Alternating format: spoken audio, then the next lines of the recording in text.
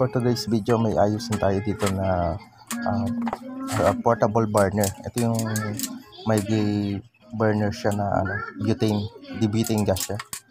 Ayan, kung makapasin nyo rito, wala siyang lumalabas na gas. Pero gumagana yung magneto niya. Ito, at the same time, ito bago to. Ayun, makapasin yung lakas ng buga ng kanyang butane gas. Kasi nga bago nga yung ating butane. Pero wala siyang lumalabas na kahit na konting apoy sa ating burner. Kaya nag-decide ako na buksan natin to. Itong part na to, pinakataas na to, ayan, dapat nakatutok na ganyan yan. Kasi sinoli natin yan. Tsaka spring lang na may nakalagay dyan. Kasi dito sa part ng pihitan, meron diyang tornilyo, tsaka dito sa ilalim, tatanggalin natin yan. Sa pagbabaklas na to, ang pagka binaklas ko to, binubuka ko yung pinaka-cover na tong ng pinaka-kala na to. Hindi siya nahuhugot mismo yung pinaka-magneto niya. Hindi siya yan, ganyan, papasin yan. Para matanggal niya yung magneto niya o itong parts na to. Ayan. First time ko lang din kasi nagbaklas ng ganitong gas tube. Ayan, portable gas tube. Ayan. Wala siyang bumubugang kahit konting gas dito. Ayan, papasin nyo, dinitin ko na siya pero wala siya. Ayan, nakabukas yung ating pihitan pero wala siyang lumalabas na gas. Ayan, kung papasin nyo nga dyan, wala pa rin siya lumalabas na gas kahit nakabaklas na siya. Kaya itong pinaka may rubber cap na to, ayan. Ito nagba-bounce yan eh. Ang pagkabit niyan, ayun, hinuhugot lang siya. Ayan.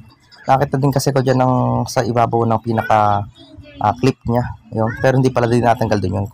Bagkus ito lang pala yung ginagawa diyan na yan oh, papasin niyo, meron siyang butas diyon tapos sinusot lang siya doon sa may pinaka pin. Yan. Kaya pag tinanggal, pag ganun lang pala itanggalin yan. Yan, tapos dito meron na naman siya rito pinaka parang floater.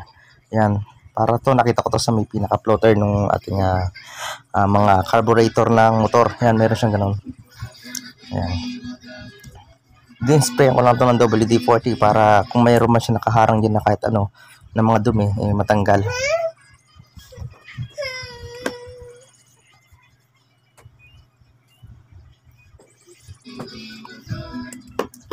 Pero ganun pa rin, ala pa rin siyang lumalabas na gas. Ayan. Nagbabounce naman sa ilalim na to, nagbabounce naman siya pero wala pa rin siya lumalabas na gas. Ayan.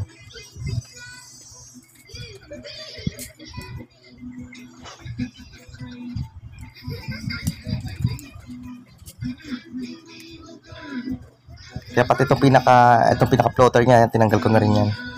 Ayan. Sa part ng pinaka floater ito, meron pala itong maliit na butas. Yan, dyan.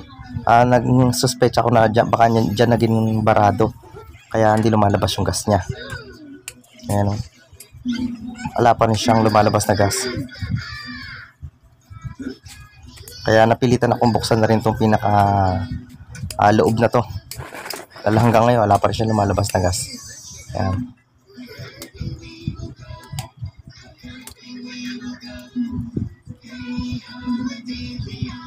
Yan, meron lang siya pinaka-cover. Ito yung pinaka-cover niya. Tapos meron siyang gasket. Bali, dalawang gasket yung ano niya. Meron yan. O-ring na gasket yan. Rubber gasket. Yan. Malit na malit yan. Huwag natin kalimutang ibalik yan. Once kasi na magkamali tayo o nakalimutan natin isa dyan, sigurado na may singaw na yung ating gas. Yan. Wala naman siya ditong problema o wala naman siyang singaw dito. Yan. Wala naman siya lumabas na singaw. Kaya nag-decide na ako na buksan na yung sa may pinaka-magneto niya. Ayan. Sa magneto niya na to, ayan, papasin nyo, ayan. Tandaan nyo lang kung paano nyo siya binaklas para mabalik nyo rin siya ng maayos. Ayan. Dito sa part ng ibabaw na to, meron tong maliit na, ayan, nalaglag. Meron siyang maliit na bulitas doon sa part na yun. Ingatan nyo lang din, baka tumalsik kasi. Ayan, tapos meron siyang spring. Dito sa part nito may spring siya. Ayan, tinanggal ko na nga lang din to. Ito. Dito na malabas yung gas niya.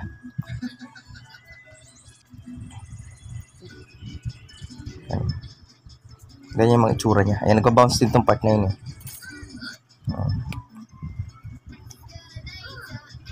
Ayan, push lang natin yan. Ayan. Meron pa tong isang piston. Ayan. Ayan. Ito yung tumutulak dun sa pinaka butane natin. Yun. Yan, tsaka sinundot ko na siya ng pinaka karayom dito sa part na yung kanina yung inaano ko. Yan. Nung sinundot ko ngayon, mayroon siyang barado. Doon pala nagkaroon ng barado, kaya hindi lumalabas yung gas natin doon. Kaya hindi lumalabas yung gas dun sa ating burner. Kasi itong pinaka tip na yan, yan yung nagdidiin doon sa ating nagdidiin doon sa may ating gas o doon sa ating butane gas para lumabas yung kanyang gas. Ayan.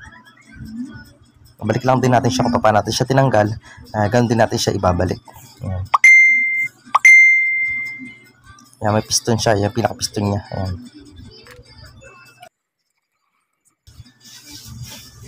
Yan, rubber cup. Yan, binaklas ko siya ulit para makita natin mabuti kung paano natin pagkakasunod-sunod ng paglagay sa kanya. Yan.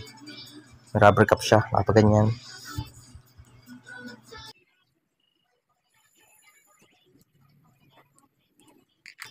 Tapos piston.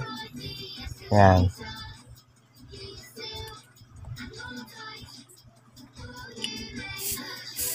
Ayan, papasin yung lumalabas na yung kanyang butane gas. Gawa nga na natanggal na yung barado ng ating ayun lakas na ng buwan niya. Ayun lakas na. Tagal na kasi yung bara ng ating daan ng kanyang gas. Ayan.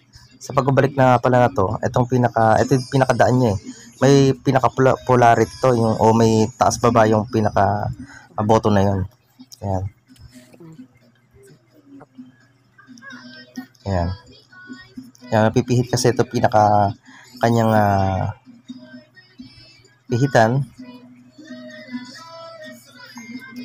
Ayan, kailangan siya, vertical siya. Ayan, kailangan naka-vertical lang siya.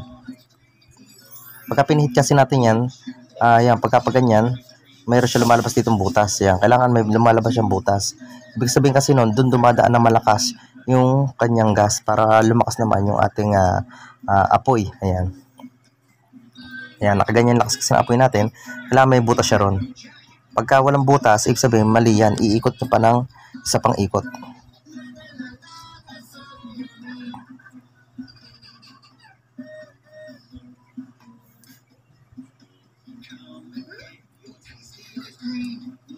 Ito lang sinasabi ko, maliit na bulitas. Sa part na to may maliit na bulitas siya. Ayan. Kala ingatin natin tumalsik yun. Ayan. Tapat kasi nakikita yung tatlong butas na yan. Doon tumatapat yung ating tatlong yung bulitas. Doon siya tumatapat.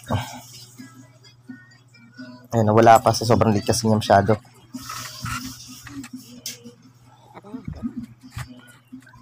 Kaya sa pagbabaklas ng ating magneto, ingatan nyo kasi once na mawala yun, mahirapan na tayong ipihitin yan or something na para siyang maluwag na siya dahil wala na siyang friction.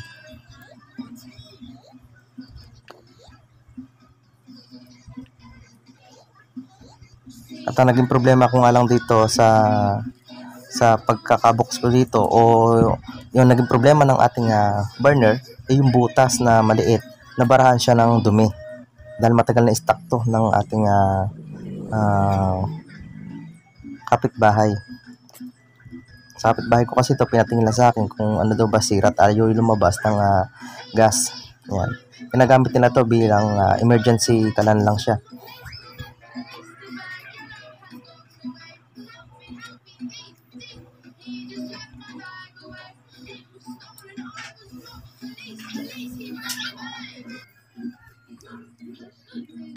Ito, babalik na nga natin siya ng kanyang mga tornilyo. Babalik ko na siya.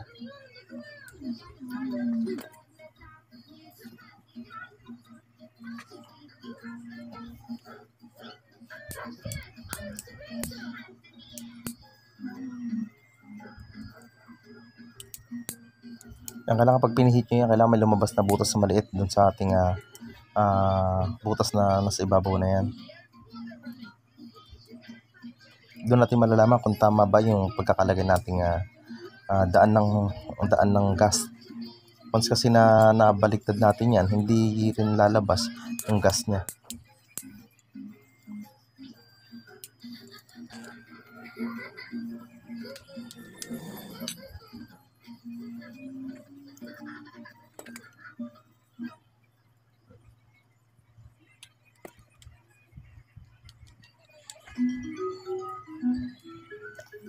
Ito nga pala sa part na to, may nakalimutan pa akong ilagay.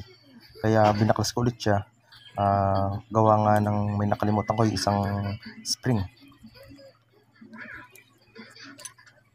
Sa part na yun may spring din yun eh. Yan. Yan, para bumalik-balik yung kanyang magneto. Yan.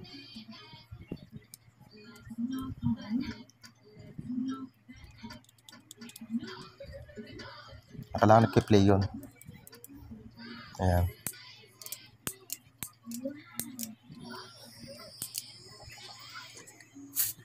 Subukan natin siya.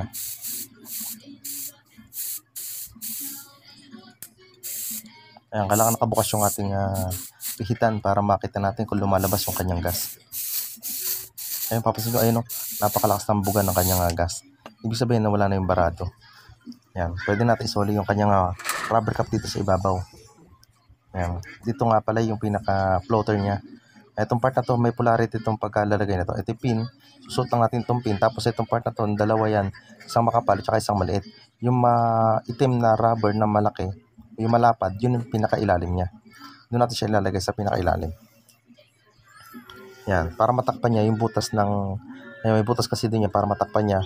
Once na napuno ng hangin o nakapatay yung ating switch, aangat yun at matatakpan yung butane o yung kanyang gas, matatakpan yun. Yun naman yung nakita ko dito na mechanism niya. Kaya nagka-function yung pinaka-floater niya na yun. Like naman doon sa ating carburetor ng ating mga sasakyan o tulad ng ating motor, pagka nag-overflow o dumami yung gasolina, mag-stop naman yung paglabas ng ating gas. Dito naman, once pinatay natin yung ating pihitan, lumalabas naman, nakakat naman niya yung paglabas ng gas na iwasan natin na tumagas yung gas na sobra. Yan. Kailangan na huwag maipit yung ating rubber na yan pagka nilagay natin. Ganyan lang naman yan eh. Meron na siyang rubber dyan.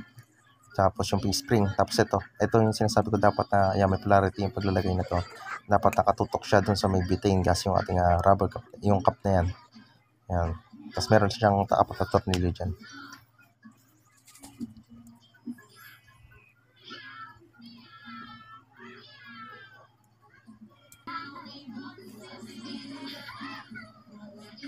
Ayun yung nakalimutan ko ilagay. Mayroon siyang spring sa part na yan. Yun, may spring siya. Sa may yung ating pinakalabasan ng gas, may spring pa siya ron. Yung nakalimutan ko din na ilagay, kaya binaklas ko ulit siya, tsaka ko siya isinoli. Kasi first time ko lang din kasi magbaklas ng ganito.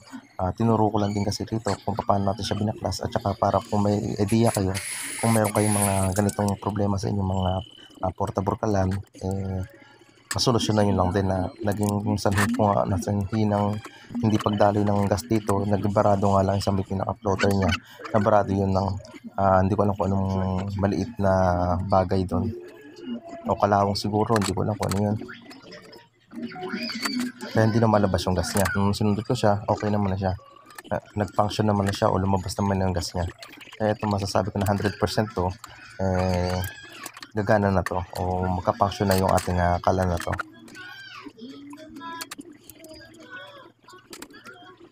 Idea lang na konti yung ating ibinibigay dito, yung ating hihatid sa inyo, dahil medyo hindi talaga to totally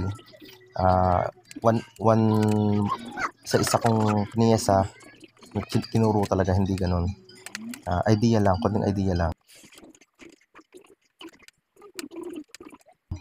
Kaya papasingan nyo, may function siya. Ganun lang guys, and thanks for watching.